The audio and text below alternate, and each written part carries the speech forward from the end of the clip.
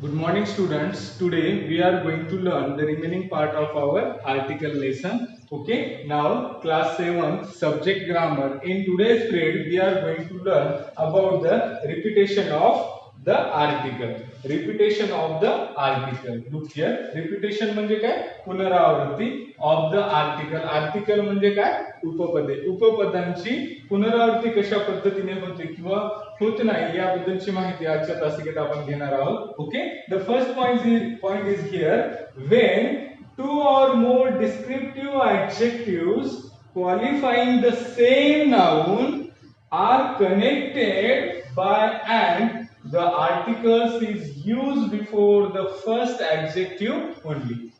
Rules कसा आहे बघा, ज्या वेळेस to or more descriptive adjective आहेत, ज्या वेळेस एक किंवा एकापेक्षा जास्त किंवा एक किंवा एकापेक्षा जास्त जे ऍडजेक्टिव्ह आहेत, वर्णन करणारे विशेषण आहेत आणि ते काय करतात, सेम नाउनला क्वालिफाईंग करतात. सेम नाउनला काय करतात, एकाच नावाला क्वालिफाय करतात, उद्देशित करतात, एकाच नावाचं वर्णन करत असतील तर ते कशाने जोडले जातात, कनेक्टेड बाय अँड. आणि ते कशाने जोडले जातात, अँड ने जोडले जातात आणि त्यामध्ये the article is use before the first adjective. आणि अशा वेळेस ज्या दोन डिस्क्रिप्टिव्ह जे ऍडजेक्टिव्ह आलेले, दोन वर्णन करणारे जे ऍडजेक्टिव्ह आलेले आहेत त्यामध्ये काय केलं जातं, जे फर्स्ट ऍडजेक्टिव्ह आहे त्याच्यात पुढे आपण काय करतो, आर्टिकल यूज करतो.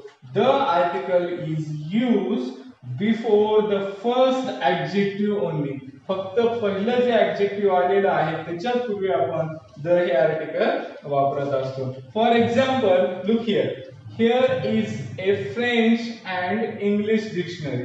आता या ठिकाणी काय केलेले, वन या अर्थाने वापरलेला आहे, वन डिक्शनरी. बघा या ठिकाणी डिक्शनरी साठी दोन आलेले, फ्रेंच आणि इंग्लिश दोन आलेले आहेत वर्णन करणारे adjective.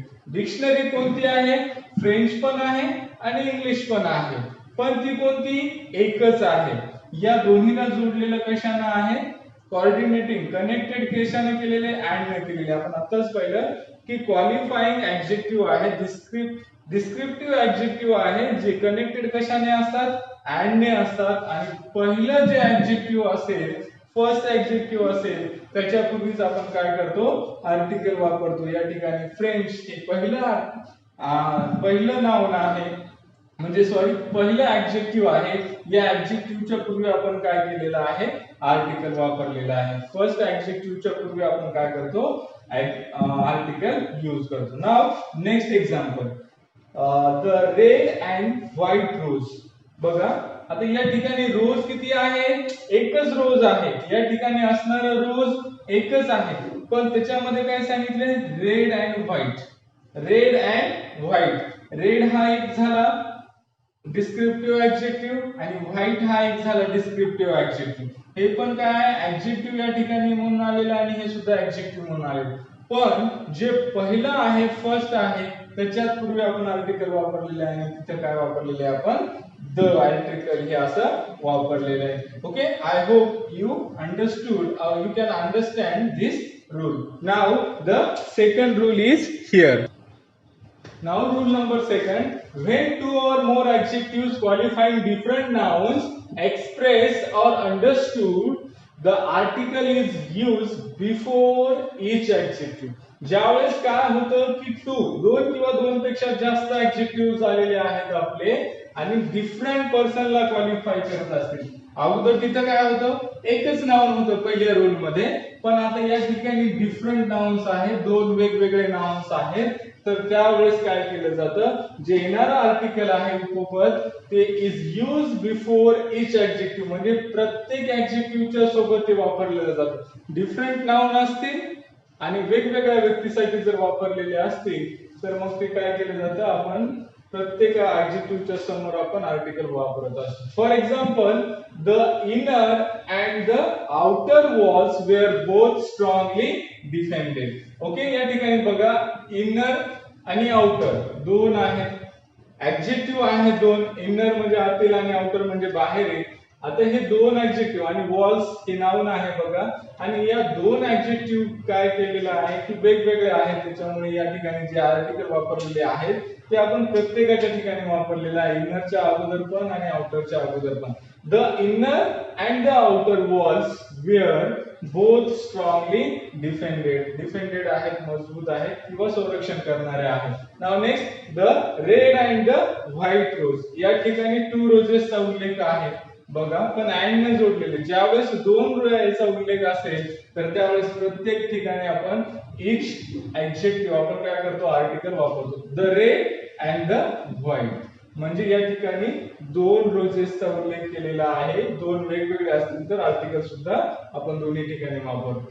The one red and another the other white, पहिले एक आहे रेड आणि दुसरा आहे white. The French and the English language, या ठिकाणी द फ्रेंच आणि द इंग्लिश लँग्वेज बघा, आपण प्रत्येक ठिकाणी काय केलेले आर्टिकल यूज केलेला आहे ज्यावेळेस 2 वेगवेगळे असतील त्यावेळेस. Okay, the repetition is not considered to be necessary when the noun is put in the plural. ज्यावेळेस काय असतं की नाउन प्लुरल मध्ये आहे त्यावेळेस कन्सिडर केलं जात नाही repetition of article. Okay, the repetition is not consider केलं जात नाही to be necessary when the noun is put in the plurals असेल त्यावेळेस बघा. The first and the second chapters, आता या ठिकाणी चॅप्टर्स आहे हे कसं आहे, प्लुरल आहे, अनेक वचने आहे, त्यावेळेस आपण काय करत नाही की या ठिकाणी 2 ठिकाणी आर्टिकल वापरत नाही, फक्त पहिल्याच यावेळेस वापरतो. म्हणजे जरी हे प्लुरल असलं तरी आपण या ठिकाणी काय करतोय, एकच आर्टिकल वापरतो. पण या ठिकाणी जे आलेले वॉल्स म्हणजे भिंती.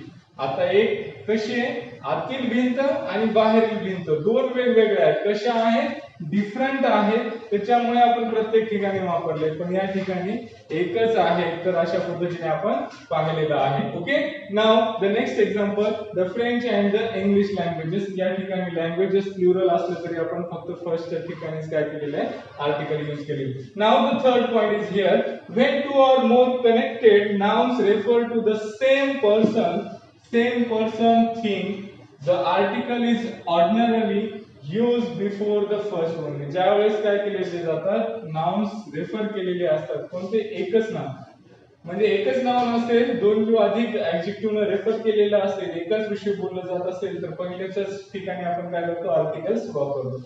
Now look here, they dismiss the secretary and the accountants. बघा, they means जुरी असेल, जजेस असेल, ठिकाणी या ठिकाणी दे वापरले.